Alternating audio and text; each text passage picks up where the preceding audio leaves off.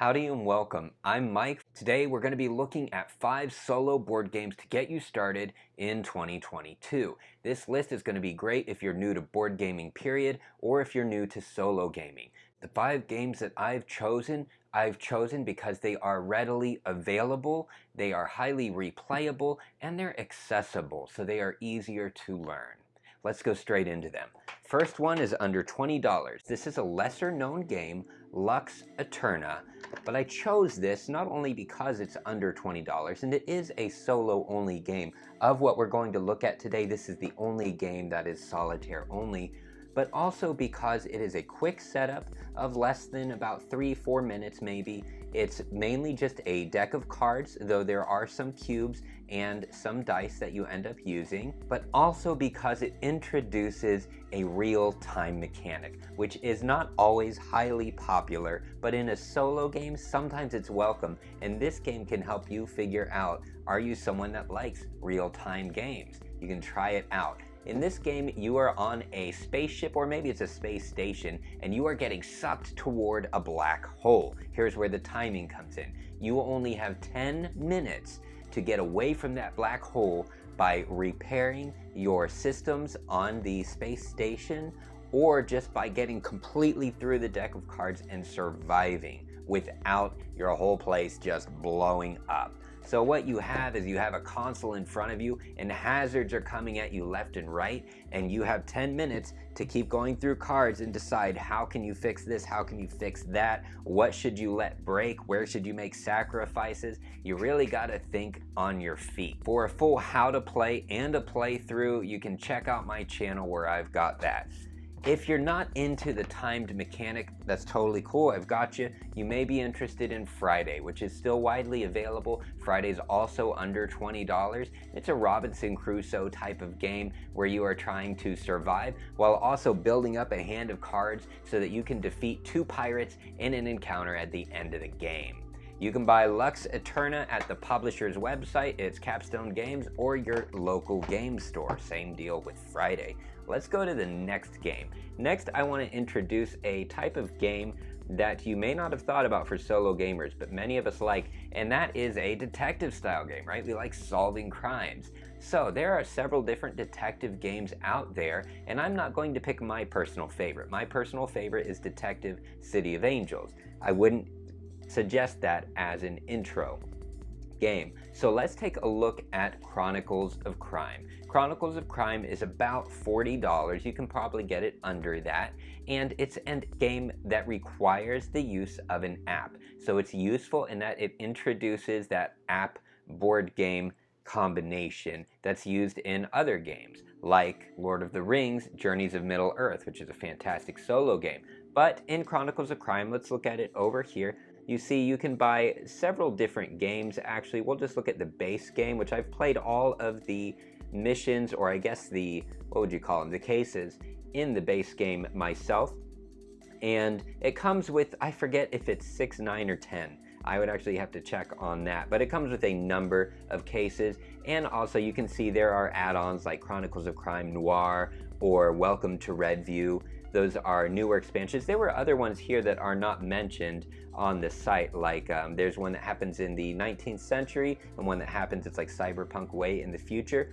But what it is you just have a board in front of you with locations and people to interview, and you have to use your phone in order to scan QR codes to interview the different suspects, come to your conclusion, and at the end you go to a results screen and see how you scored based on the conclusions you drew. Did you actually catch the criminal? Did you solve the case or not? You get a score, which means, though most won't do this, you can always replay the same case in order to get a better score and find out more of the story if you would like. But for the most part, it's a one-time play for each case. If you get through all the cases in the base game, there's DLC content or downloadable content for other cases just within that boxed game, and then of course it would be the same for the expansions.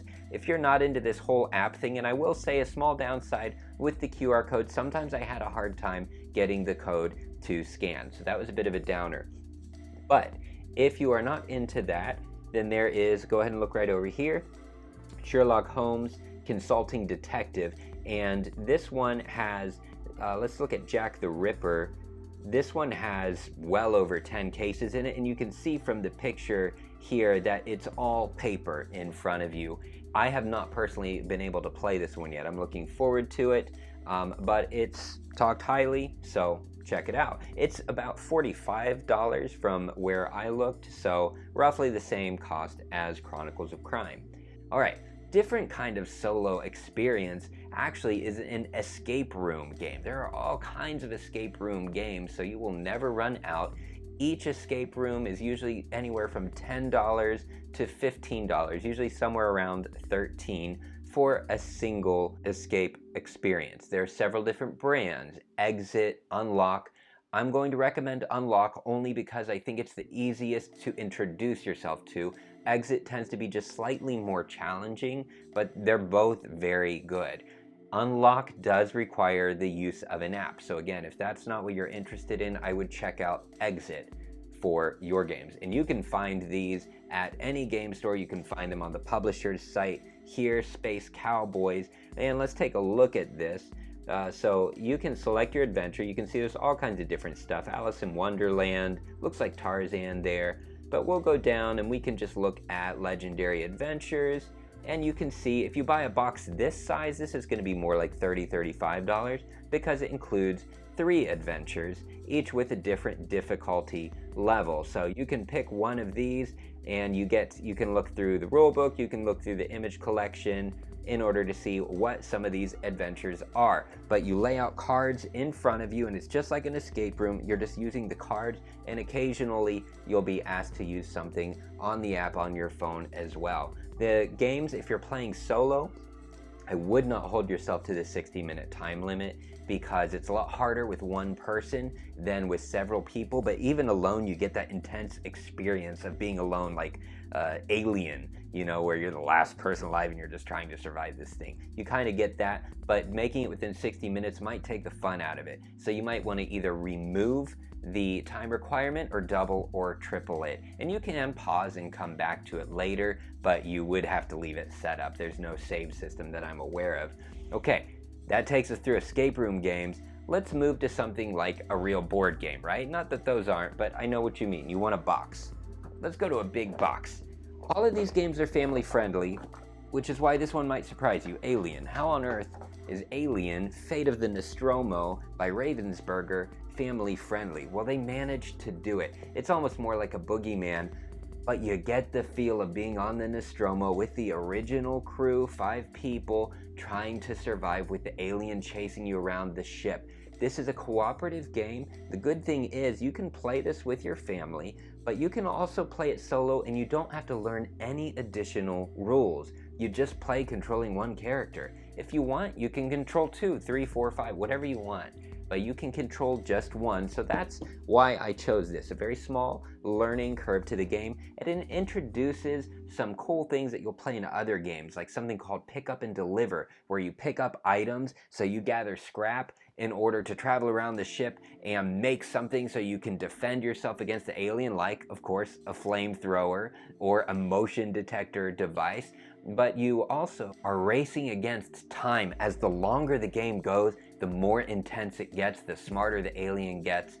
Super cool. Check it out. If that theme is not for you, then I would check out Horrified, either American Monsters or the original game, the Hollywood Monsters, as they are very similar. Same idea. You can play controlling just one character. You can play cooperatively with your family. Why did I put that box there when I need to get to the next one? Yeah, so there's Horrified as well, American Monsters. Okay, oh my goodness. Oh my goodness. Oh, and quick note about Alien as well. If you want a more intense experience, you can just Google Alien Fate of the Nostromo Director's Cut. And that's a survival horror mode where your characters actually can die. Where when you play Alien, nobody dies. They just get scared and they run further away from the alien, make it harder to control your tasks. But if you want a serious version, there is a director's cut out there that you can download if you just Google that. All right, last game is a bit bigger And that's why I wanted to save it for last, but don't run away, okay? Don't run away. So this is Wingspan, readily available, same as Alien, Horrified, Wingspan. You can get it at Target, sometimes at Walmart. I think it's just Target. You can get it at Target, you can get it at a local game store, you can get it pretty much anywhere that there's board games, except for Walmart. Don't know why. But anyway, Wingspan, this runs closer to $60 if you get it full price. It's by Stonemaier Games, and this is a multiplayer game. This is not cooperative. However, this is an excellent beginning solo experience, not as your first game. Please try one of these others first. Either try Alien, Horrified, Lux Eterna, Friday. Try one of those first, and then try Wingspan to expand your horizon, because it introduces an AI opponent. So you have to learn the base rules, and then you have to learn the solo rules, because you do control an AI opponent, but don't let it scare you. Don't let this scare you. There's a tutorial that guides you through how to play.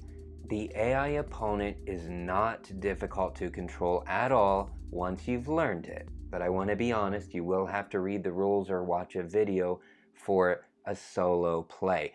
The reason it's important to introduce that is that there are so many fantastic multiplayer games that come with a solo mode that has an AI opponent that you have to minimally control. So this teaches you how to do that and not feel overwhelmed.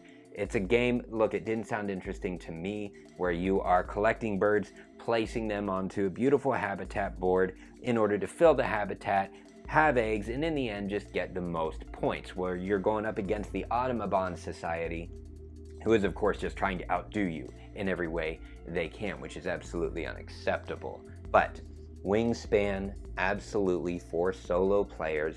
Check it out. That takes us through our list. Thank you so much. I hope to see you over at my channel as well. Love you all. See you next time.